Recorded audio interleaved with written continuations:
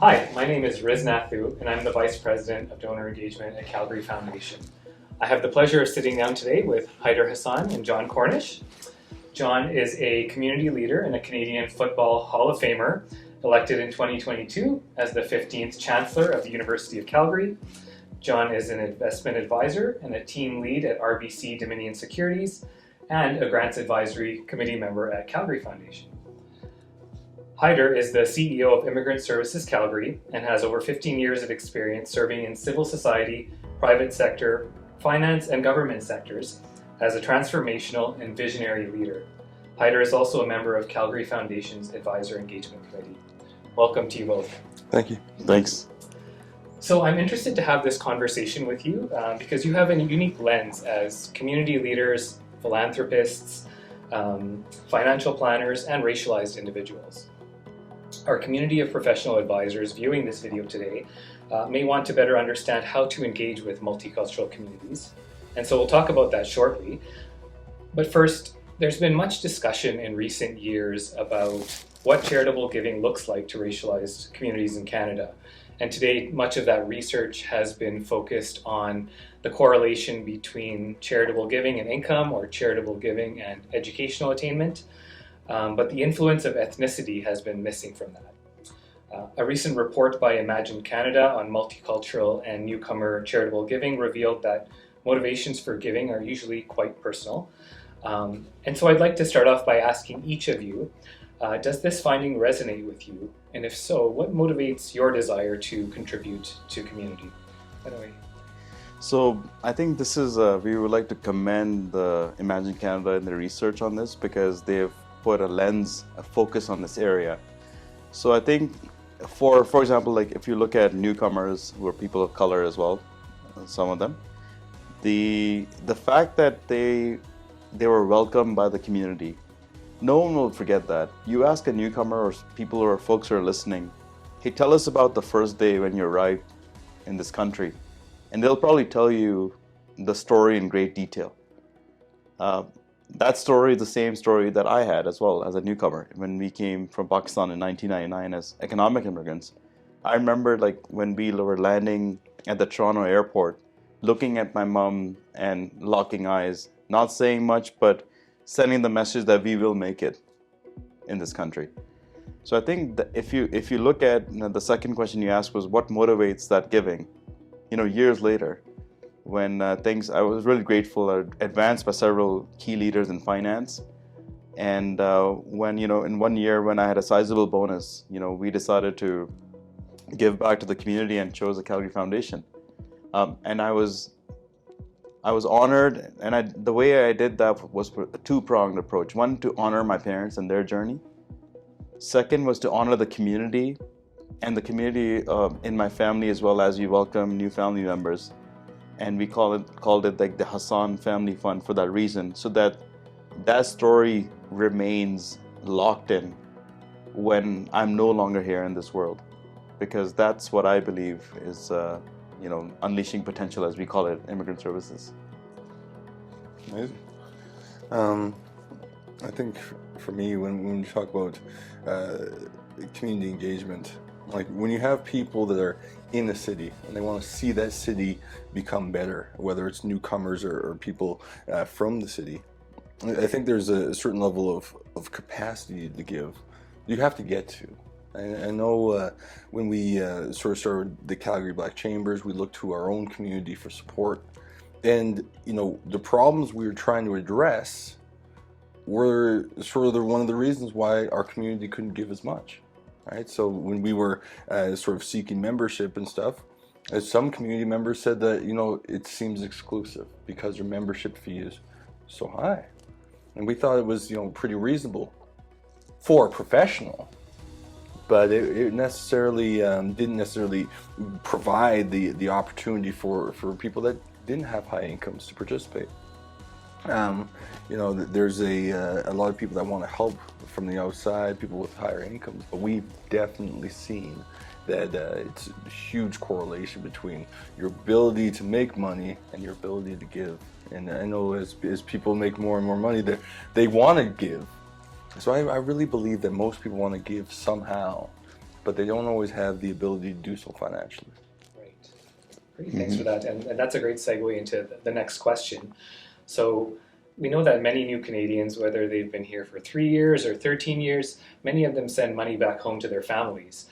A research study out of the UK recently showed that sending money abroad is actually correlated with charitable giving locally as well. And the study also showed that the longer someone has lived in Canada, the more likely they are to donate to local charities, to your point there, John. Mm-hmm. So in your opinion, what does this finding say about the connection between philanthropy and sense of community? What role does belonging play in charitable giving? Right. Did you want me to go first? So, sense of belonging.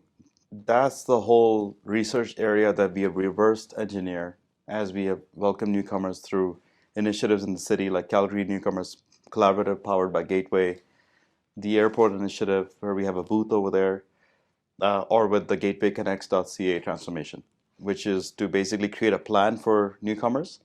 And with one plan, you have 62 agencies, 1,000 services available. So let's zone in on that. Now, that didn't exist before.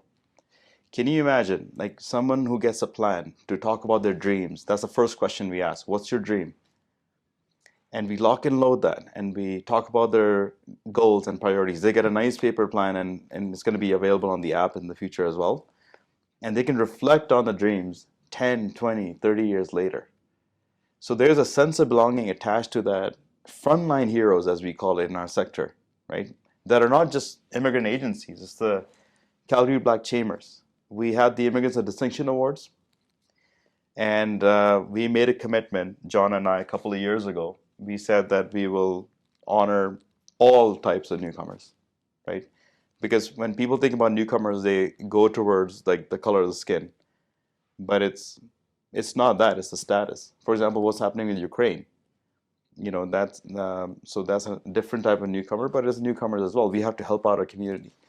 But at the Immigrants of Distinction Awards, I was really pleased to see when folks were leaving, and I talked to a lot of the winners. They all said to me, Hyder, what can I do to give more?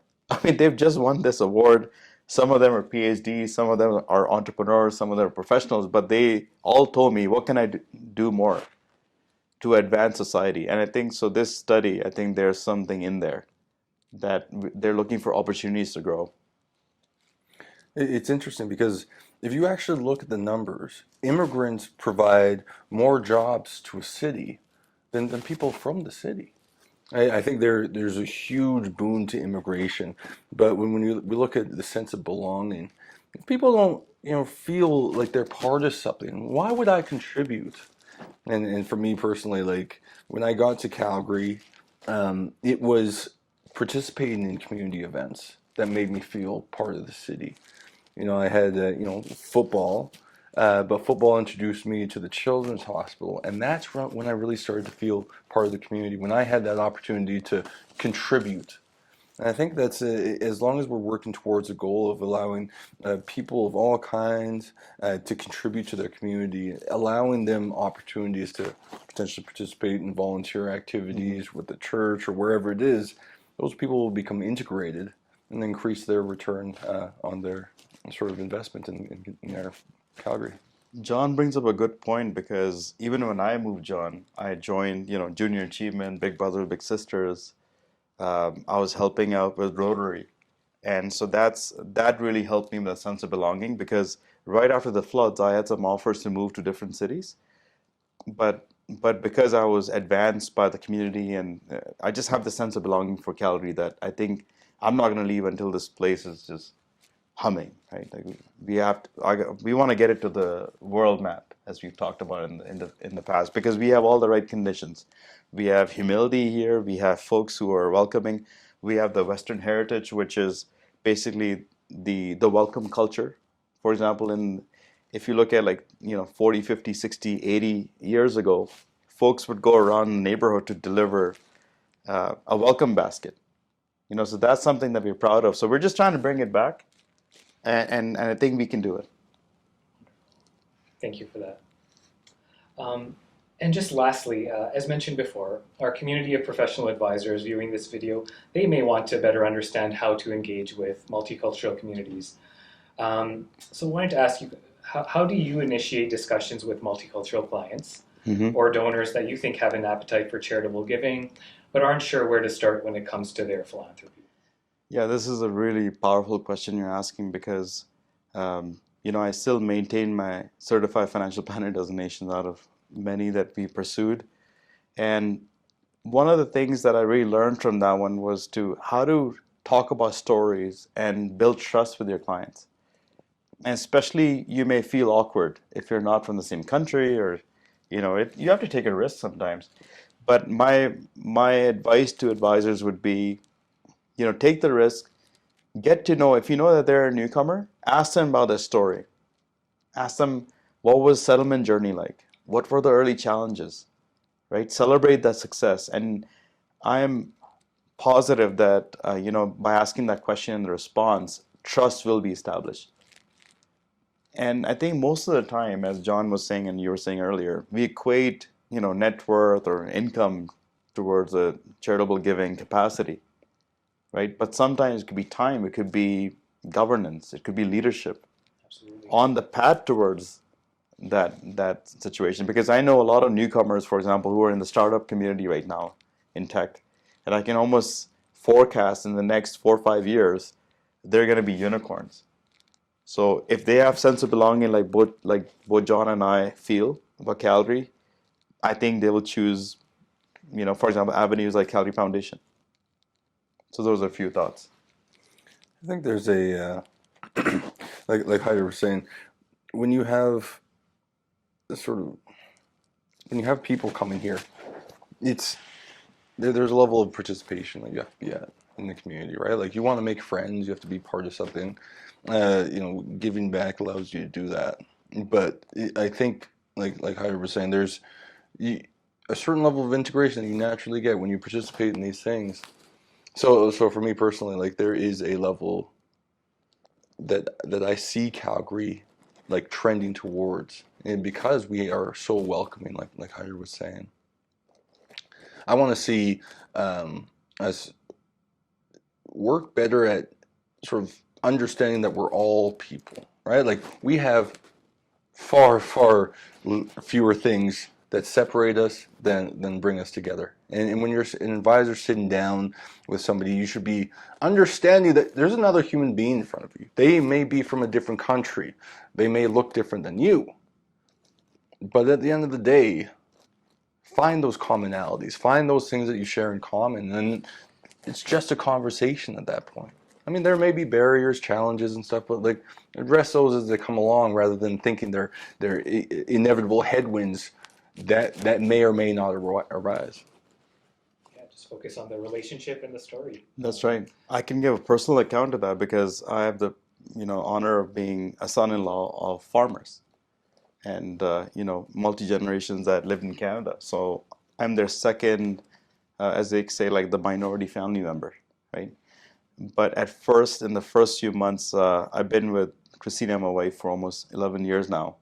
But they were also hesitant to ask me questions because they didn't want me to get offended. But then I took the first step to say, hey, you know what?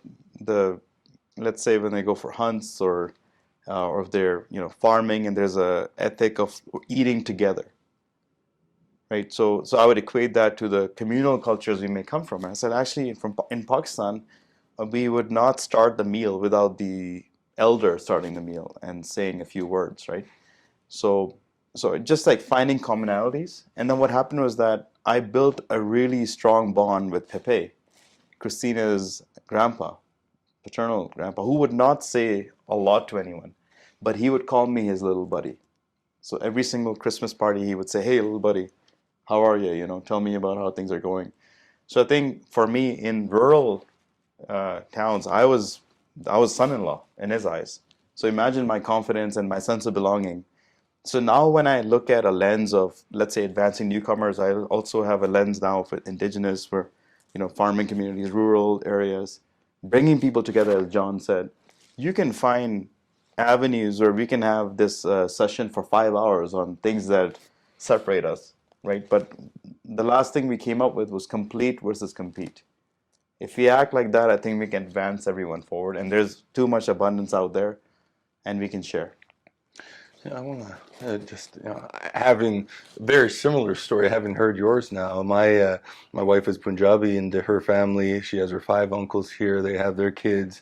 So when you go to the house, there's always so much going on. For me, it was somewhat overwhelming. I couldn't speak the language, and then there's when you go into a space where you don't speak the language, there's sort of okay, I'm the other. Um, but by being engaged, by trying to, rudimentarily put together the language, trying to just be part of it, I was able to overcome. I mean, the number one thing. I mean, everybody loves food, but I learned early on in my time with my wife, the best way for an auntie to build a relationship is to say yes. Just somebody offers you food or tea, just say yes. I can validate that. And it was it ended up being sort of the basis that I built relationships with every single person in the household. That's When you share food together, you share stories, and now quite frequently I eat myself to passing out. I mean, I don't anywhere else, but it was just such a great way to build those relationships. And now when I go over to the house, the food just comes out. It's like, John, you'll eat this, right? You'll eat this, right? But it's allowed me to build such a great relationship with everybody in the household, and those just find the commonalities, like we were saying. Well, it doesn't help that we're going into the holidays and there's going to be even more abundance of food. So, but John and Hyder, I just so appreciate you both taking the time to share your unique insights with us today, and for your ambassadorship of Calgary Foundation. We're so appreciative for everything you both do. It means so much. So thank you. Thank you. And for our viewers, we'd love to hear from you. So if there are other topics you'd like us to cover in our advisor newsletter, please contact me. My email address below. And thank you again for joining us.